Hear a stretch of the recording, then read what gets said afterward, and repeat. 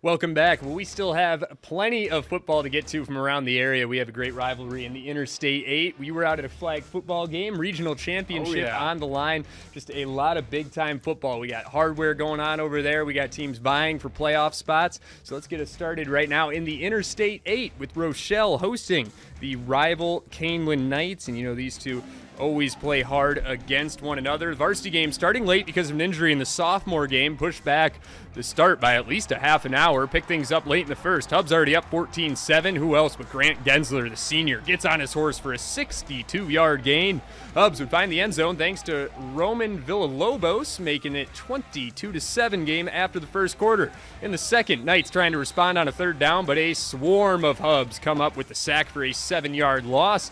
That gets the fireworks going. On the ensuing drive for the Hubs, Villalobos punches it in again for 6. Hubs up 30-7. Big play there, but first there's that sack, and now here's Villalobos getting into the end zone to give Rochelle a 38-7 lead at the half, and they go on to win this one big, 52-24. Big time win for the Hubs. They just keep on churning. Yeah, now EPC hosting Lena Winslow in a battle for the top of the conference. EPC QB Adam Owender also returns kicks. This is the opener where he eludes the defense, briefly the camera as well, and could go all the way. And just like that, the Wildcats are up 6-0 over the Panthers. Stopping this drive on the third down play, EPC's Draven Zier sheds some tacklers, and he's going to blast for a 44-yard first down. Down to Lena's 10-yard line after losing 5. Owender goes off the play action, floats one to Zachary Matz alone in the end zone for a quick 12-0 How about lead. these Wildcats? Yeah, seriously, who expected this? Panthers starting to gain some momentum, though. Kobe Kearns with a first down run shortly after that touchdown. Just after this, EPC kind of getting hyped up 12-0. And here's that big first down, that big run for Lena to kind of get some momentum rolling. But in the next frame, Lena starts to pull away a little bit after the slow start, and they go on to win with this touchdown going up 35-14. It is hard to keep those Panthers down. Maybe 35-18. Regardless, Lena Winslow wins it. They stay undefeated on the year. Yeah, we're close enough right there. Now we got another NUIC game for you right now. The Rivermen trying to get a bid to the playoffs with win number 6. Cooper Hoffman, you know he's going to come out slinging it. A dart on the opening drive for Dupac after getting a stop on Fulton's opening drive. How about Dermot Dolan in the ground game? Big number 33 rumbles his way into the red zone. And now the Rivermen, they are knocking at the door. J.J. Weidman, hard running here. He is not going to let a steamer pull him down until he gets to pay dirt in the end zone. And now Dupac has a 6-0 lead. You know head coach Tyler Hoffman has to like that. But the Steamers answer on the next drive, so we got a little bit of a shootout on our hands. Now the Dupac Rivermen trying to respond on offense. And Lucas Rosso, the golfer, says, I got you. I'm a football player too. 50-yard touchdown. He is in the end zone. Absolute shootout over at the home of the Rivermen. 60-36 the final. Dupac wins it, and they are headed to the postseason. Next up, we go to South Beloit as the Sobos take on the Milledgeville Missiles on a gorgeous night. 11 minutes into the first quarter, Sobos looking to score. Landon Reed to Chase Harrington, but Caleb Sarber brings him down to the ground, and he's loving that play. Next play, 3rd and 18. Reed trying to get a first down, gets Cameron Meister, but Sarber stops him again for the 4th down. Sobos showing off their defense with 9 minutes left. Garrett Ludke brings down Spencer Nye. Still no score. With 7:34 left, the Missiles finally get on the board shortly after that huddle. Kyson Francis to Evan Schenk for a 20-yard pass into the end zone as they go up 6-0. And the Missiles would 3-2-1 launch away with the victory. Love it. They shut out South Beloit 40-0.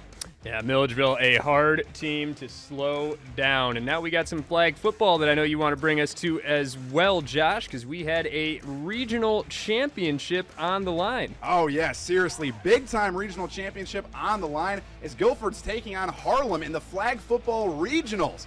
Guilford starting the game with a 3-and-out, and they follow that with 4 straight scores. Here's Aisha Smith as she's able to punch it in. Aisha Smith, rather, forgive me for that. She takes it herself to put Guilford up 6-0 after a 3-and-out to start the game, and they just keep going. How about Smith finding Maya Page in the end zone as she uses the extra effort to make it 12-0. And later, next time, third time, Guilford gets the ball after that first 3-and-out. And here's their third straight tutty as Smith finds another receiver in the end zone to continue going up 18-0.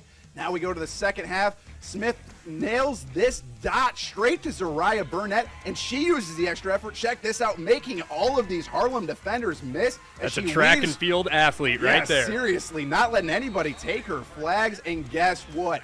Guilford wins off a mercy rule, 26-0 to take home the regional championship. And how about those G-Vikes, Eric, moving to 16-0 on the season? Can they be beat? I don't know if anyone's going to slow them down, and it's because of two playmakers, Zariah Burnett and Aisha Smith, and here's what they had to say after taking home that regional hardware. Honestly, I do think it was a little cold our first drive, but after that, I think we fed off of our defense and all of that stuff, and just we had a little team talk and stuff, and we were like, okay, we got to get it together, and then after that, we turn it up. Honestly, I'm really happy. I feel a lot of pride right now. I've been with the team for so long. I mean, they've been good to me. Our coach has been good to me. The program's been good to me. So honestly, so much pride. I'm so happy to be here. I feel good about it being like the first flag football team starting like in the school. I feel good about it being like making history about it. What a win for them, and now they're going to move on to the sectional semifinals next week. But now we got to take you to our play of the night to wrap it up, and we got to go back out to Dixon, back out to Johnston City, and Landon Carnegie, and that incredible run just spinning his way, just refusing to go down. Sucks he has to go out at the 1 yard line, but you knew they were going to punch that ball in. And the Dukes, they look fired up to play Byron. And last year, they were both undefeated going into that game as well. So, and it did not go their way last year, but, you know, this is a new season, and Dixon really looks like a force this time around, and can't wait to see how that unfolds. Yeah, no, I'm excited to see kind of the action on the ground, obviously between Braden Knoll and Landon Carnegie, just kind of trading blows a little bit, going back and forth offensively. So it's going to be a quick game. You're not going to want to be late for that one. Yeah, those ground games going there, that ball might not go up in the air once with the way these two teams are playing. But what a great week of action. That is going to do it for us in Week 7. Just 2 weeks remaining on the regular season. Hard to believe, but we will see you back here next Friday night for Football Frenzy and Football Frenzy Plus. He is Josh Reisick. I am Eric Graver, and we will see you next Friday night.